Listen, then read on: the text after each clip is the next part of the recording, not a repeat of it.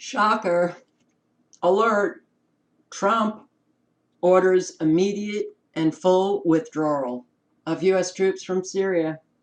Really? Wow. Well, it is a shock, considering that this was posted today along with this posted today. Islamic State kills 700 in terror horror. 5,000 jihadists hold up in Syria. UN weighs in. They firmly condemned the extremist group's indiscriminate and widespread campaign of violence, which it says may amount to war crimes, crimes against humanity, and genocide. Well, Donald just said, we have been victorious over ISIS, we've defeated ISIS, and we are withdrawing our troops. Yay! It's all a lie. It's all a lie. It's all a staged play that we watch coming out of Washington. A drama, B-rated movie for Americans to watch. They all get caught up in the drama, and meanwhile, we just continue to take over the world. We are the military arm of the United Nations. The New World Order is here. It's manifested. We're living it. And we are the military force of that New World Order. What is behind this pullout of Syria? Don't think it's because we defeated ISIS. We didn't defeat ISIS. And you can't defeat your own proxy army. A lot of people are shocked. Shocked decision to pull out U.S. troops. Huge mistake. His declaration of victory over ISIL, openly contradicted by the British government, but also by our own government officials. Oh, well, I guess also by Trump, the Trump administration, unless we were able to defeat ISIS overnight. A junior defense minister from the British government said, I strongly disagree with Mr. Trump's assessment of ISIL's defeat. ISIL has morphed into other forms of extremism, and the threat is very much alive. Even our own Lindsey Graham said, with all due respect, ISIS is not defeated in Syria, Iraq, and after just returning from visiting there, not in Afghanistan, oh, ISIS is all over. Well, Lindsey Graham understands that ISIS was created by us and funded by the United States and Israel and Saudi Arabia and Britain. It is our proxy army. Okay.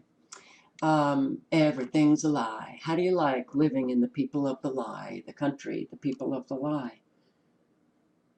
Somebody left me a comment a couple of days ago, dismissing everything that I said that I was feeling, and decided for himself what I was going through.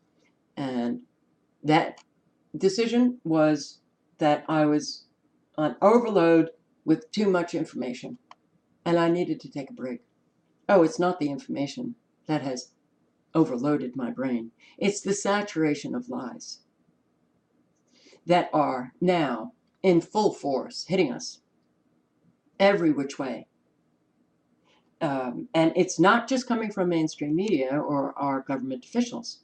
Personally, having to deal with everybody lying, nobody taking responsibility for their lies, they creating a lot of pain and confusion in your own personal life, and then you also have to deal with what's happening with us collectively. I feel so saturated in lies now that it does render you very confused, overwhelmed, and how do you address all of this? And then, of course, we have the Trump supporters who still are supporting this guy. And no doubt they'll say, see, Carol, he is withdrawing from Syria. The lies are also coming from YouTubers that have been a real shock. Earlier this year, I hear from one that I really respected claim that Trump had ordered the CIA out of Syria with no evidence. That's what people are saying. And all of my research shows that they must be lying because there's no evidence for anybody to have said that. But we have so many who just follow what someone else says. So they hear that and they've got huge numbers of subscribers. They're all also just part of the lie, and they can't seem to get themselves out of it. This is very upsetting. So you read this here. The White House, their statement, the U.S. has defeated the territorial caliphate and started returning the United States troops home as we transition to the next phase of this campaign. It's a campaign. I thought it was our humanitarian efforts, the bombing of Syria to protect Syrians from their crazy dictator Assad, who was killing them with chemical weapons. We had no evidence of that, but we will bomb anyway. That Americans actually believe this horseshit about these humanitarian efforts. Talk about naive children wanting to believe daddy and mommy. But here we have next. These victories over ISIS in Syria do not signal the end of the global coalition or its campaign. What's the campaign? We don't know. The campaign, I guess, is to fight ISIS. But then it became Russia, Iran. What are we going to do about Russia and Iran's presence in Syria? I guess we defeated them too. Even Lindsey Graham states, yeah, we're still there, but Lindsey knows. All right, I just remembered that I stated that.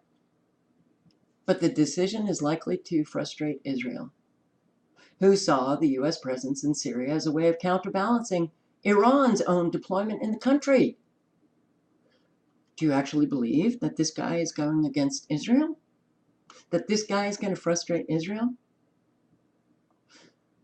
You'll see, but unfortunately all we can do is speculate, that we may be going into Central America now, and Israel has their own interest in Central America. So you're watching the great liars who don't give a shit what you think about them, think you are an abject fool for applauding them, supporting them.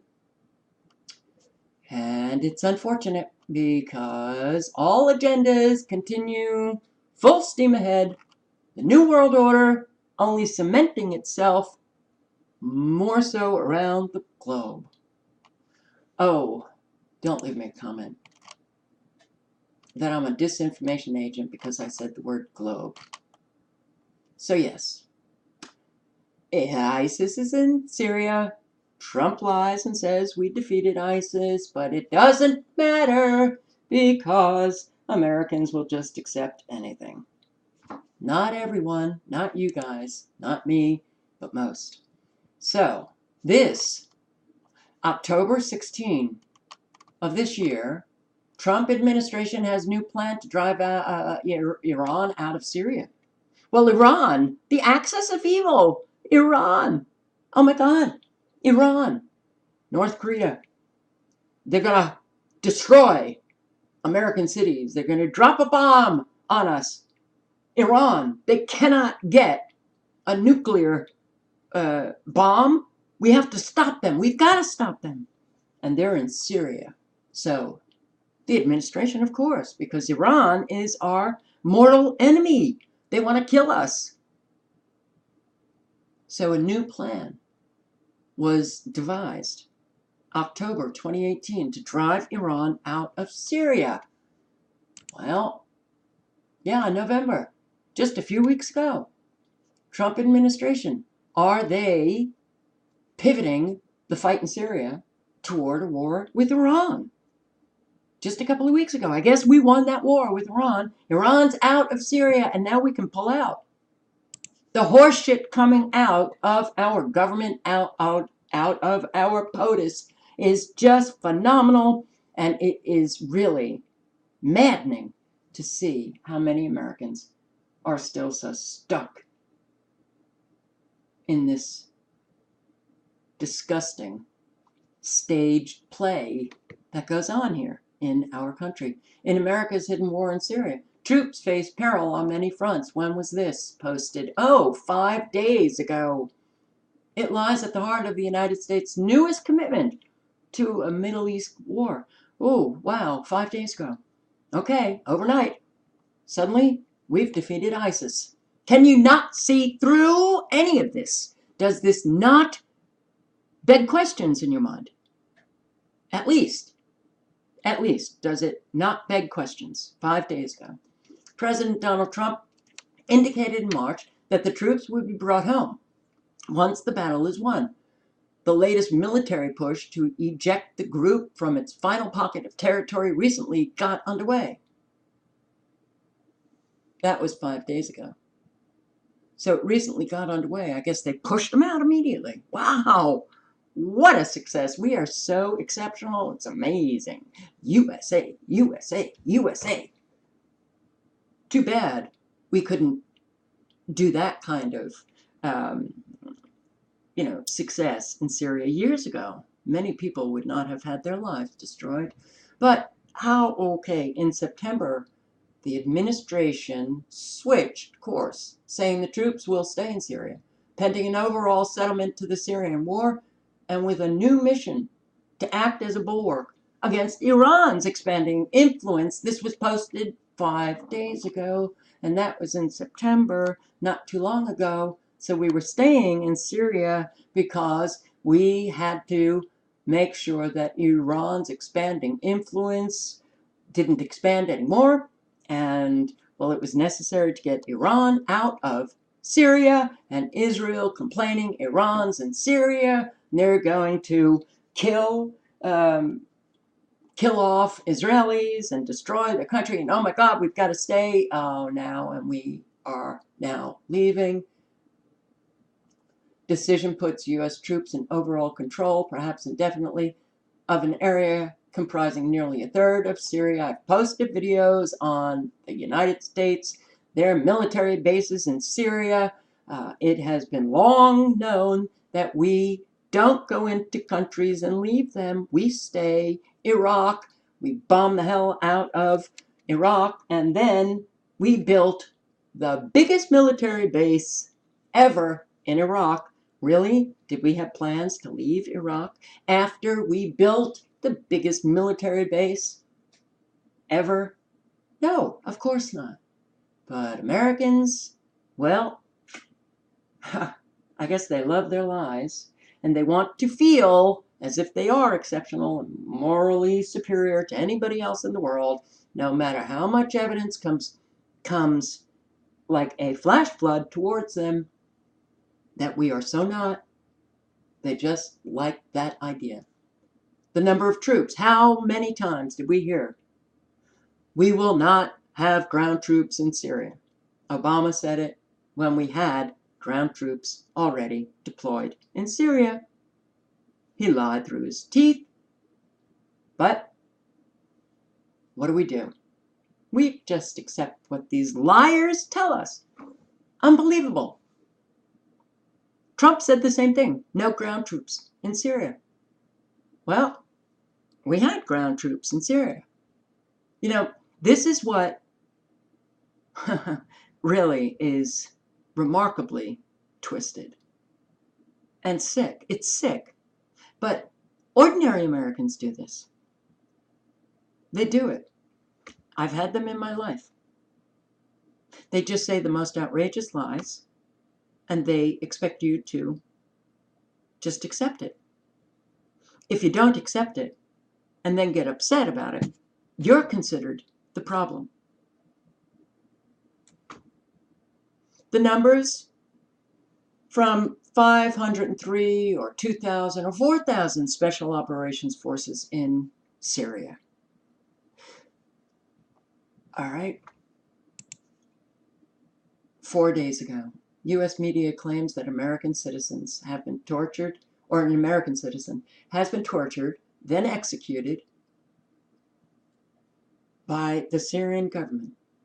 Washington Post came out with this article, accusing the Syrian government of detaining, torturing, and then executing an American citizen, Layla Shawikani. I'm sorry for mispronouncing her name, but we don't even know, really, if she's dead. You'd have to do research to find out if she's actually a real person. The factual basis of this claim was not provided in the Washington Post. Testimony was given by James Jeffrey, the U.S. Special Envoy for Syria engagement. And he testified to the same thing to our U.S. House Foreign Affairs Committee. U.S. Special Envoy for Syria engagement, Trump administration. Jeffries says this. Jeffrey said this. Okay. And the op-ed in the Washington Post said, unless we begin to demand answers for the detention and death of Americans around the world, I don't see any incentive for Assad or other thugs to stop targeting our citizens. That was 4 days ago. 4 days ago, we had someone in the Trump administration claim that Assad, his government, detained, tortured, and executed an American citizen. But we're pulling out of Syria?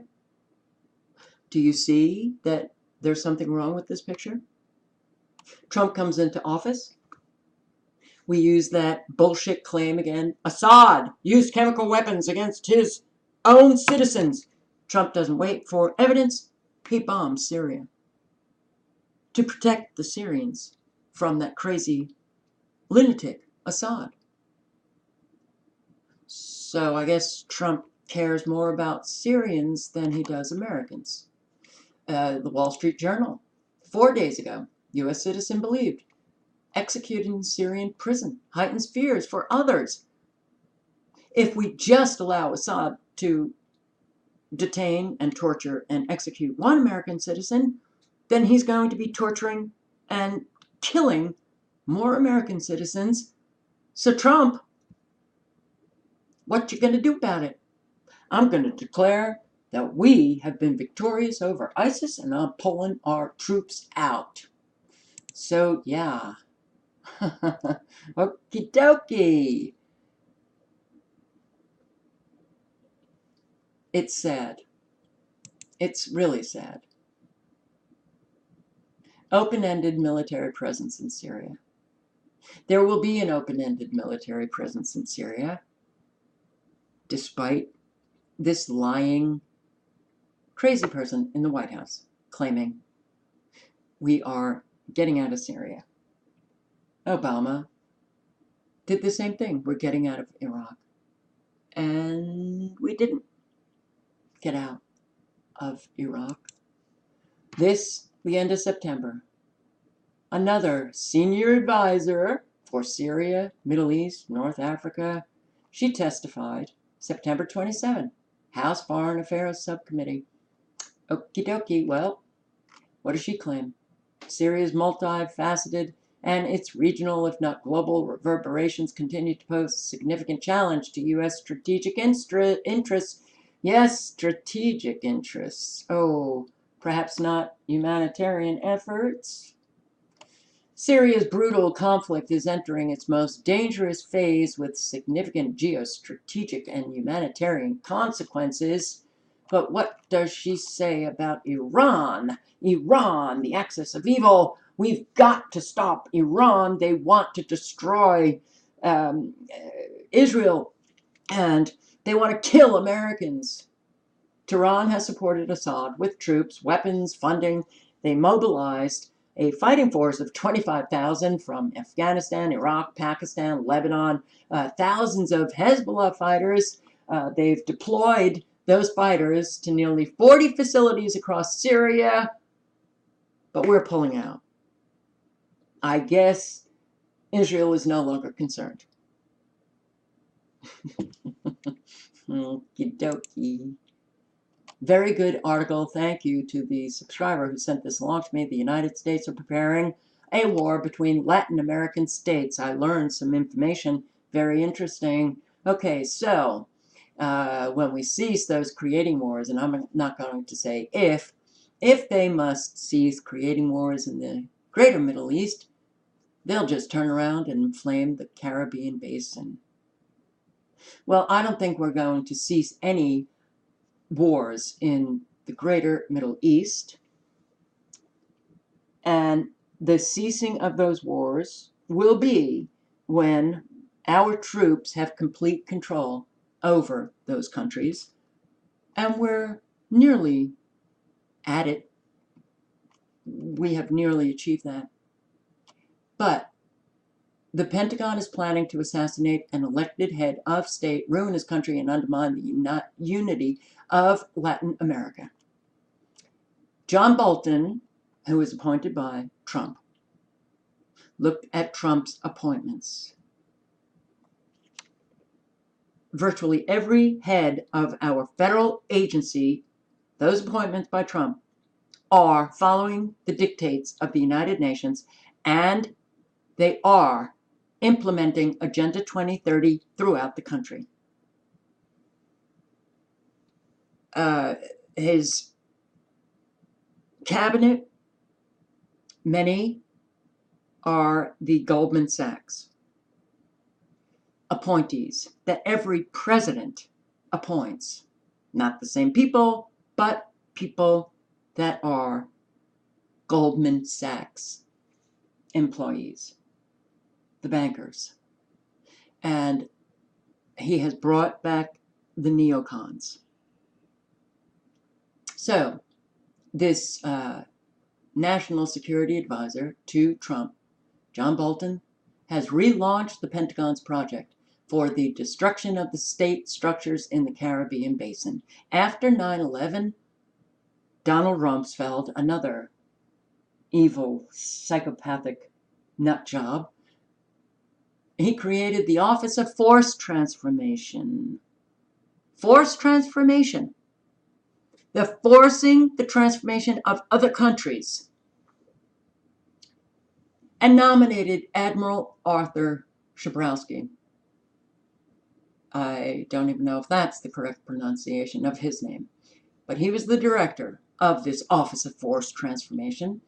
And the mission was to train the U.S. Army for its new role in the era of financial globalization. It was designed to change military culture in order to destroy the state structures of the regions which were not connected to the global economy. The first chapter, the greater Middle East, was to be destroyed. The second stage, the Caribbean basin. The plan, to destroy some 20 coastal and insular states, with the exception of Colombia, Mexico, and those territories of the United States, UK, France, Holland. Now, here, President Donald Trump opposed this Schabrowski plan. See, Carol, he is fighting the deep state. I don't see anything. I don't believe liars. This guy has been lying. He's a known liar.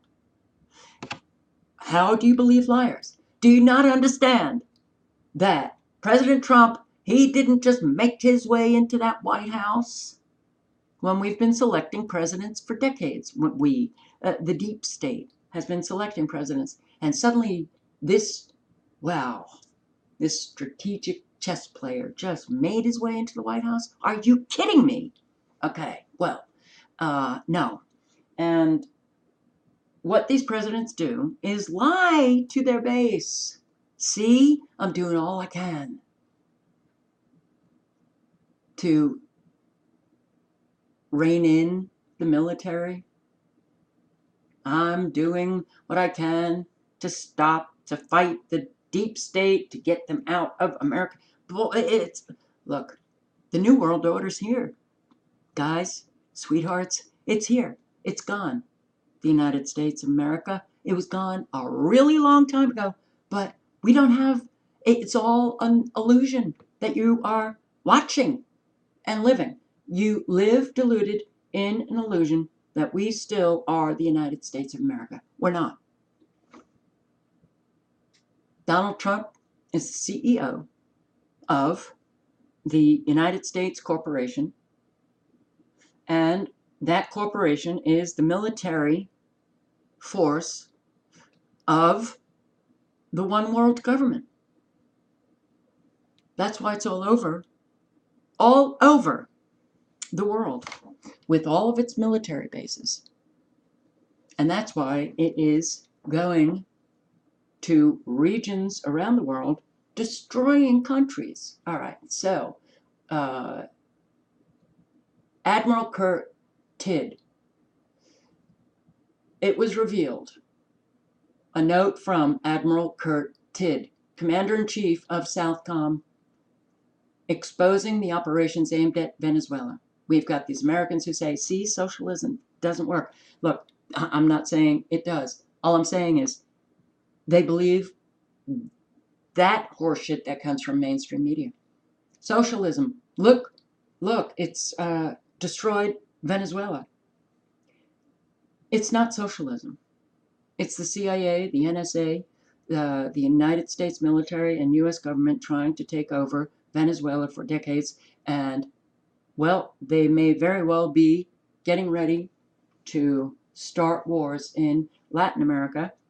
We know that Russia is already there. So is this declaration that we are victorious with ISIS and we're pulling out of Syria to relocate those troops in Latin America? It could be. So here, this group who did the analysis, they have concluded that the destabilization of Venezuela, beginning with the Carimbas, oh God, I'm so sorry for not being able to pronounce much of anything anymore.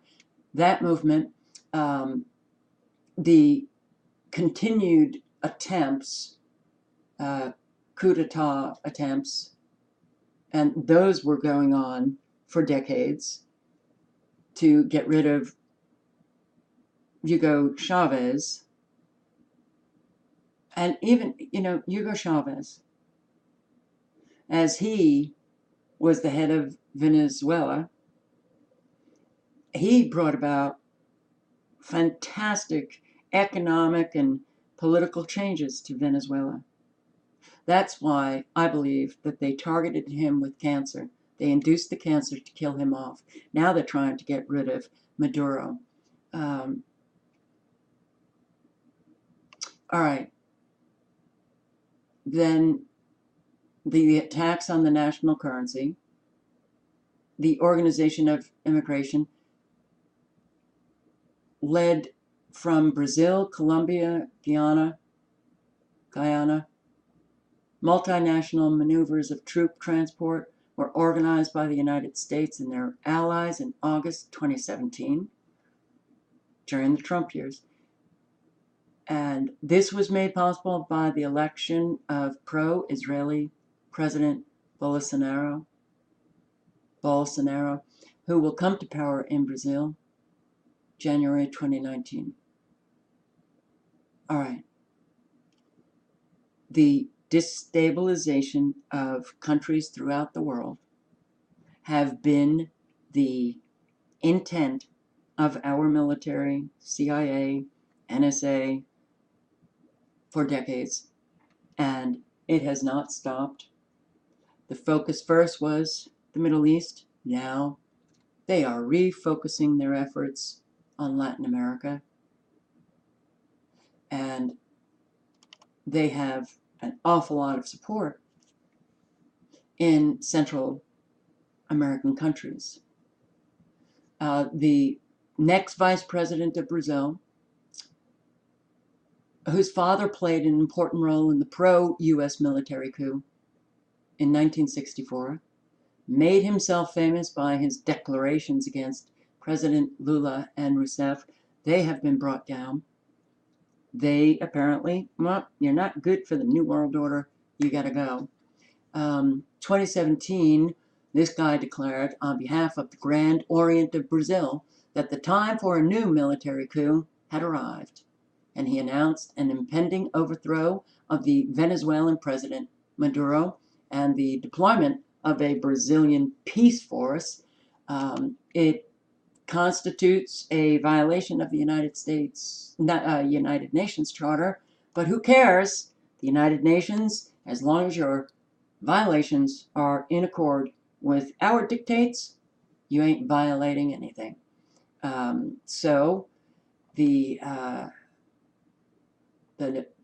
elected president Bolsonaro declared that no one had any intention of going to war with anyone, and that his vice president, he talked too much. Well, we'll see if that president reins in his vice president. But President Maduro, on December 12, that was just a few days ago, revealed that the U.S. National Security Advisor John Bolton was handling the coordination between the teams of Colombian president and the Brazilian vice president.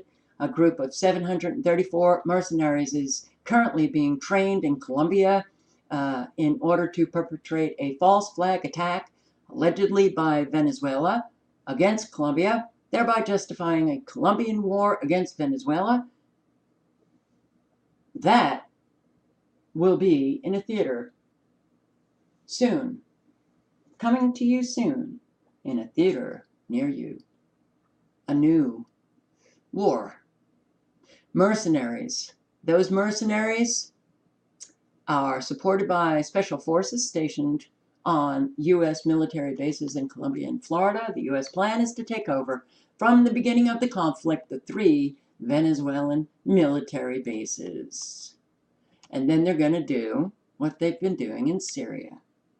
United States taking over country. Russia to come in to save that country. See, Russia good, United States bad. All a stage play to get the masses to believe anything. Oh, Jesus. The U.S. National Security Council is attempting to convince various states not to recognize Maduro's second mandate. He's coming back into power at the new year. The Lima Group has, the Lima Group, which is Argentina, Brazil, Canada, Colombia, Costa Rica, Chile, Guyana, Guatemala, Honduras, Mexico, Panama, Paraguay, and Peru. A whole lot of countries. This Lima Group decided to not recognize the presidential ballot even before the election took place. The migration crisis turns out to just be another manipulation. The Venezuelans who were fleeing their monetary crisis, moving to other Latin American countries to find work, well, they're wanting to return to Venezuela.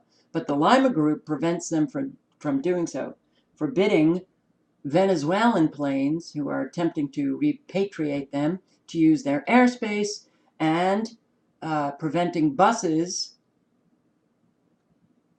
to come to their borders to repatriate Venezuelans. Everything is therefore happening as if we were watching a remake of the events which bloodied the greater Middle East after 9/11. The main point is not the military actions, but the appearance of disorder that the events present, intended to confuse people. And yes, when people lie, you get confused. And if you're somebody who cares and you want to figure it out, it gets maddening because all you can do is speculate. But based on watching patterns, you don't really have to, you have to speculate on particulars, but generally, you know what's happening. More countries are going to be squashed by the New World Order's military, the one world government's military, the United States. So, soon to come, the destruction of more states without anyone complaining. President Trump declared that the time for a regime change was over. He did not imagine that he would be betrayed by his own people. Oh, he's been betrayed by his own people. See, Carol, he is fighting the deep state. All of these people are betraying him. And he's alone, fighting for us.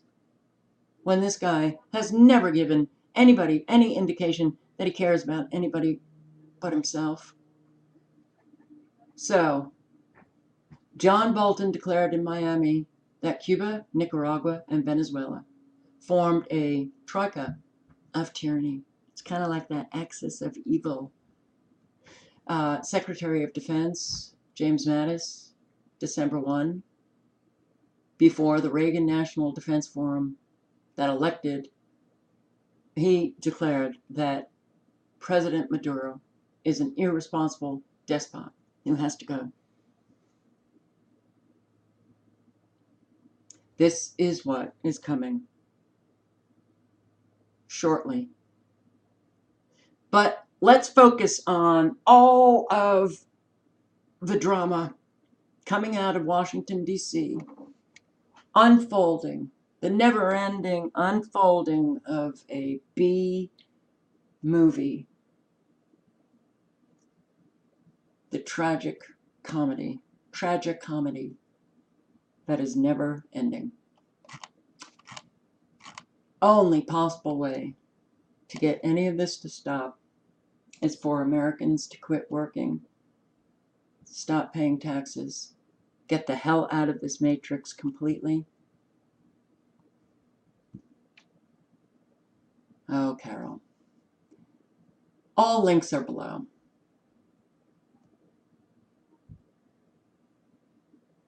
Pipe dreams. Americans love their lies.